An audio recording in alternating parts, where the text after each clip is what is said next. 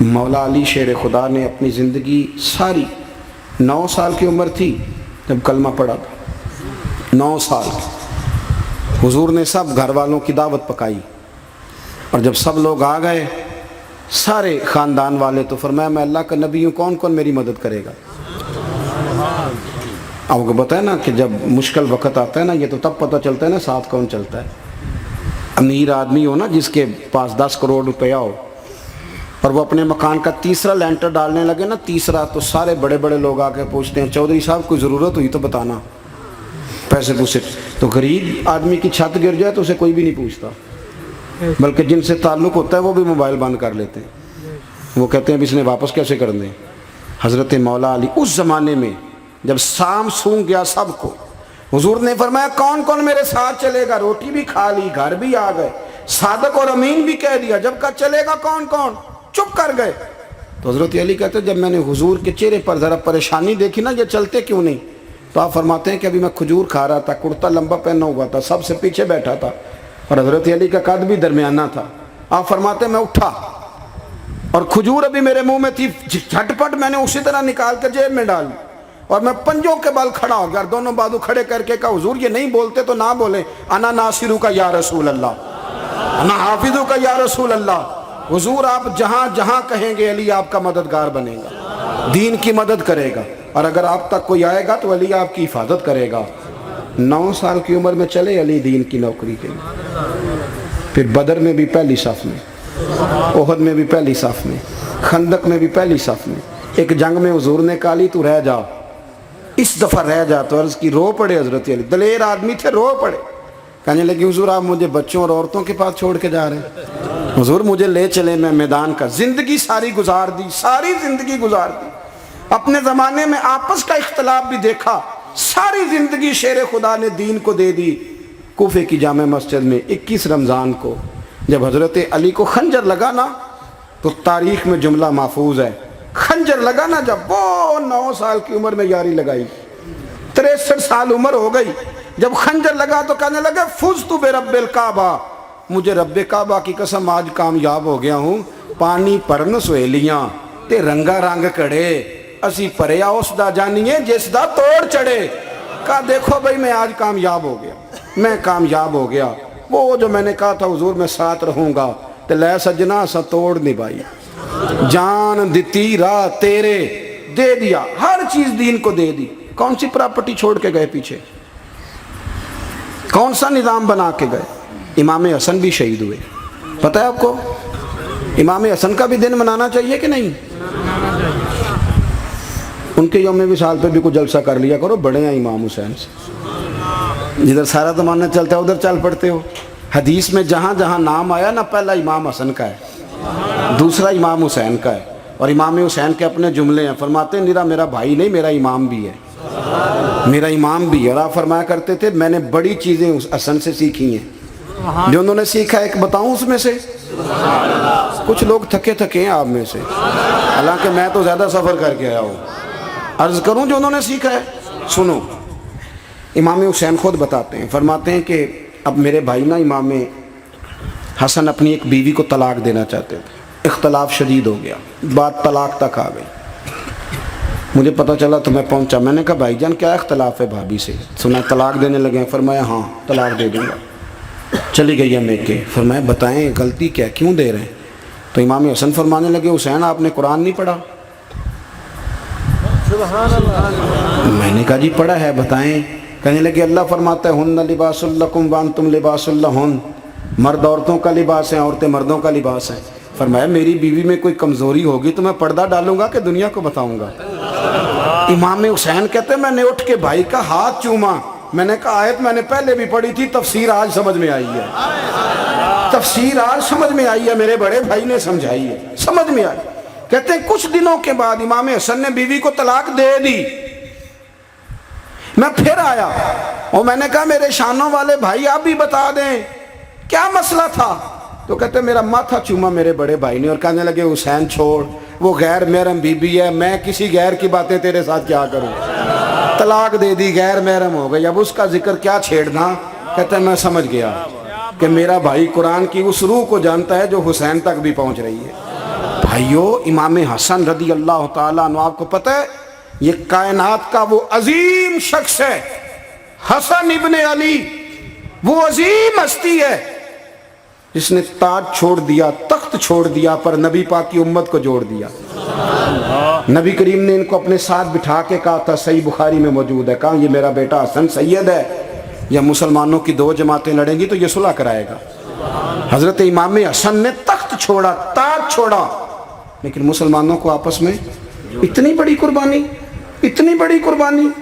یہاں تو بھائی چھوٹا سا مسئلہ ہوتا ہے، مسجد میں اچھے بھلے امام صاحب نماز پڑھا رہے ہوتے ہیں، بچے پڑھ رہے ہوتے ہیں، اور مسجد میں تو تقریباً 15-20 چودھری اتوار مسجد میں ہوتے ہیں۔ تواڈے پنڈ تے نہیں ہیں جی؟ چلو اللہ کا شکر ہے جی، اتنے نہیں تھوڑے نے، چلو اللہ کرے وہ بھی نال ہی رل جان، درویش ہی چنگی چدرا دا کی کرنا ہے۔ تو ویسے میں نے دیکھا ہے تھوڑی سی جو کسی شہر کی بڑی مسجد ہوتی ہے اس میں 15-20 چودھری ہوتے ہیں، اور مولوی صاحب کی مجبوری ہے سب کی مان کے چلنا، دو کی نہ مانے قاری صاحب، دو کی۔ اب وہ یہ نہیں دیکھیں گے کہ دین کا نقصان ہو رہا ہے، مسجد کا مسئلہ ہے، بچوں کا مسئلہ ہے، ان کو تو ذات کا مسئلہ ہے، میری نہیں مانی لہذا چھٹی۔ وہ خدا کے بندو، ہم 2 منٹ کے لیے چدراہٹ نہیں چھوڑتے، دین کا نقصان کر دیتے ہیں۔ امام حسن نے پوری حکومت چھوڑ دی، پوری حکومت۔ اتنا بڑا سخی کم آپ کو ملے گا جو سخاوت کرے اور نبی کی امت کو بچائے صلی اللہ ہو۔ یہ بات بیان نہیں ہوتی، اکثر نہیں ہوتی، شاید پورے کربلا میں آپ نے نہ سنی ہو، الا ماشاءاللہ۔ اس کو سمجھے امام حسن۔ اور پھر مزے کی بات، امام حسن بھی شہید ہوئے، انہیں زہر دیا گیا، اور جب وہ شدید بیمار ہو گئے نا، زہر اثر کر گیا، تو امام حسین آئے، بڑے پریشان ہوئے، رو پڑے، کہنے لگے بھائی مجھے بتاؤ کس نے زہر دیا؟ تو امام حسن کہنے لگے حسین مجھے شک ہے ایک شخص پر، لیکن شک ہے بھائی، اگر صرف شک ہے تو میں کسی بے گناہ کو بدنام کیسے کر دوں، تمہیں کیسے نام بتا دوں؟ یہ نامعلوم پرچے کراتے نہیں ہم روز ہی نامعلوم پرچے، جس پہ دشمنی ہے اس کا نام لکھا دو، ختم ہو گئی بات۔ امام حسن کی تربیت دیکھو، فرمانے لگے جس پر مجھے شک ہے اس کا نام بتا دوں، تو اگر وہ نہیں تو بے گناہ کا ذکر کیسے کر دوں؟ تو امام حسین فرمانے لگے بھائی جان اگر وہی ہوا تو آپ فرمانے لگے اگر وہی ہوا نا تو حسین پھر بھی تو چھوڑ دے، میں نے رب کے سپرد کر دیا، اللہ بہترین انتقام لینے والا ہے۔ اللہ اتنا بڑا حوصلہ سیدہ کے بیٹے کا، شیر کے بیٹے کا، شیروں جیسا کلیجہ، اتنا دل دریا سمندروں ڈونگے، کون دلاں دیاں جانے۔ او بھائی تھوڑا حوصلہ کر، جتن تے ہر کوئی کھیڈے، تو ہارن کھیڈ فقیرہ، اور جتن دا مل کوڈی پیندی ہارن دا مل ہیرا۔ او کہیں بیک بھی تو ہو نا، کہیں تو درگزر بھی تو کرنا، کہ ہر جگہ چھا کے رہنا ہے، ہر جگہ چھا کے رہنا ہے۔ میرے ایک سنگی ہیں، آپ کو پتہ ہے یہ جو سٹیج پہ بیٹھنے والے لوگ ہوتے ہیں نا، یہاں تو اچھے لوگ بیٹھے ہیں، میری طرح کے جو لوگ جو سٹیج پہ بیٹھنے کا عادی ہو جاتا ہے وہ نیچے بیچارہ بیٹھ بھی نہیں سکتا، یہ مسئلہ ہو جاتا ہے۔ میں اکثر کہتا ہوں کہ کبھی نیچے بیٹھ کے تو دیکھو کیا فرج ہوتا ہے۔ اگر کسی بندے کی کوئی شان ہے تو وہ جو سب سے پیچھے بیٹھا ہے اس کی شان ویسی کی ویسی ہے، کوئی کمی آ جائے گی؟ کچھ بھی نہیں۔ مجھے ذاتی طور پر دیانتداری سے کہتا ہوں، مسجد میں بیٹھا ہوں، جب میرے آنے پہ لوگ نعرے لگاتے ہیں مجھے تکلیف ہوتی ہے۔ میں کہتا ہوں یار نبی پاک کی نعت چل رہی تھی، اس کا ادب زیادہ ہے یا اجمل قادری کا ادب زیادہ ہے؟ چھوڑیں آپ، جو آیا ہے وہ بیٹھ جائے گا، ختم ہو گئی بات۔ اور ویسے بھی جو لوگ جلسوں کے لیے محنت کرتے ہیں نا، بیچارے اشتہار لگاتے ہیں، مسجد کی صفائی کرتے ہیں، جو لنگر پکاتے ہیں، وہ تو اسٹیج پہ آتے نہیں، حالانکہ زیادہ ثواب تو ان کو ملتا ہے، وہ تو پیچھے چھپے ہوتے ہیں۔ میں کئی دفعہ مجھے پتہ چل جائے نا اس کارکن نے زیادہ کام کیا اس جلسے کے لیے، تو میں اس کے کان میں کہتا ہوں میرے لیے بھی دعا کری، اس لیے کہ تو نے محنت کی ہے، تیرا اجر اور ہے۔ ہم تو شان سے آئے بیٹھے اور چھٹی کر گئے۔ بھائی تھوڑا پیچھے بھی دیکھے، نبی کریم کے پورے خاندان کی قربانیاں، پورے خاندان۔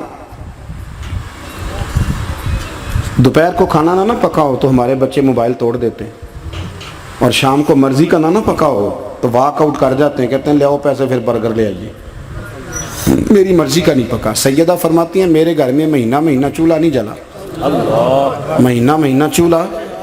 3 روزے رکھے سیدہ فاطمہ نے، مولا علی نے، امام حسن نے، امام حسین نے، اور تینوں دن افطار کے وقت فقیر مانگنے آ گیا تو کھانا وہاں دے دیا۔ آپ کا کیا خیال ہے جو بے صبر آدمی ہو وہ کربلا میں جا کے لڑے گا؟ جس کو عادت ہی نہ ہو بچپن سے ٹھہرنے کی وہ لڑے گا؟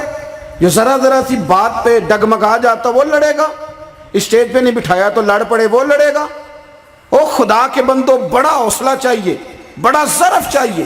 امام علی مقام کا ایک قد ہے، ان کا ایک وقار ہے، ان کا ایک حسن ہے۔ امام حسین رضی اللہ تعالیٰ عنہ نے 25 حج کیے ہیں مدینے سے مکے پیدل جا کے، دونوں بھائیوں نے۔ ہر روز 10 سپارے قرآن پاک کے امام حسین پڑھتے تھے۔ حضرت عبداللہ ابن زبیر کہتے ہیں میں سیدہ فاطمہ کے بیٹے حسن اور حسین سے جب بھی ملا ہوں دونوں بھائیوں نے روزہ رکھا ہوا ہوتا تھا۔ انہوں نے اپنی زندگی تقوی سے گزاری، پرہیزگاری اور سخاوت۔ سبحان اللہ۔ پتہ ہے سخی مالدار نہیں ہوتا، حضور نے فرمایا بندہ دل کا غنی ہوتا ہے۔